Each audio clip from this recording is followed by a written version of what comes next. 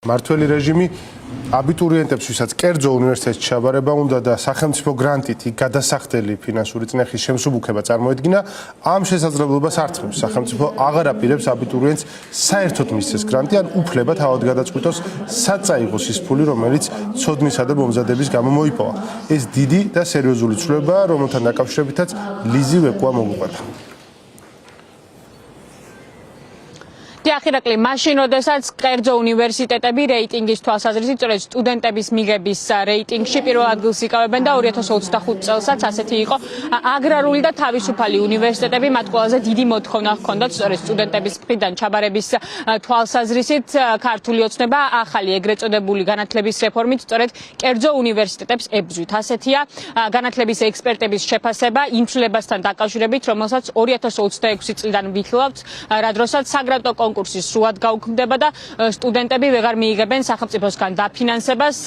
სამაგეროდ ისინი ამბობენ, რომ სახელმწიფო უნივერსიტეტებში სწავლა იქნება სრულად უფასო, ხოლო კერძო უნივერსიტეტებს აღარ ექნებათ სახელმწიფო დაფინანსება.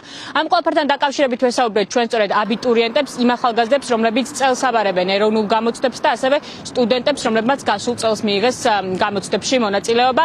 აბიტურიენტები ჩვენთან საუბრისას აღნიშნავენ, რომ ეს ცვლილებები მათთვის ძალიან ცუდია, დააზარალებს ეს ყველაფერი აბიტურიენტებს, ახალგაზრდებს, რადგან კონკურენცია მეტად გაიზრდება სახელმწიფო უნივერსიტეტებში, რაც შეეხება კერძო უნივერსიტეტებს.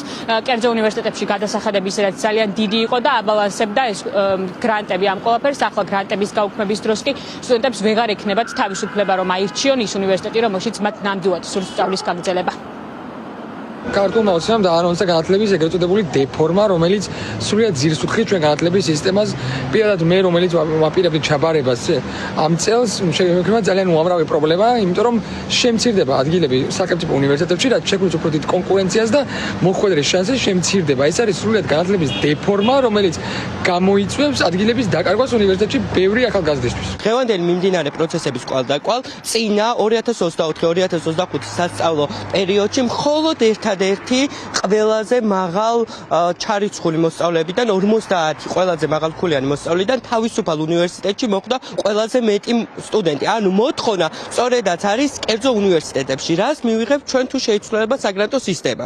და ეს ეგრეთ წოდებული რეფორმიზაცია მოხდება. პირველ რიგში მივიღებთ ჩვენ გაზრდილ შესაძლებლობას კერძო უნივერსიტეტებში, ანუ კერძო უნივერსიტეტებში სწავლის საფასური გაიზრდება და ამის შემდგომ უკვე მოსწავლეებს გაუჭირდებათ აბიტურიენტებს უკვე ჩაბარონ თვითონ კერძო უნივერსიტეტებში. ამავე დროულად ეს პოპს კონკურენციას თვითონ საჯარო უნივერსიტეტებში. ის რომ სახელმწიფო უნივერსიტეტში სწავლა იქნება უფასო, არ ნიშნავს იმას, რომ ეს არის დადებითი ყველა აბიტურიენტისთვის, გამომდინარე იქიდან, რომ ხელისუფლება ართმევს უფლებას მოსწავლეებს, რომ აირჩიონ სასურველი ფაკულტეტი, სასურველი პროგრამა, რომელიც შესაძლებელია, რომ სახელმწიფო უნივერსიტეტებში არ იყოს და ეს არა მხოლოდ მოსწავლეებს აზიანებს, არამედ იმ კერძო უნივერსიტეტებსაც, გამომდინარე იქიდან, რომ მოხდება კადრების გადინება.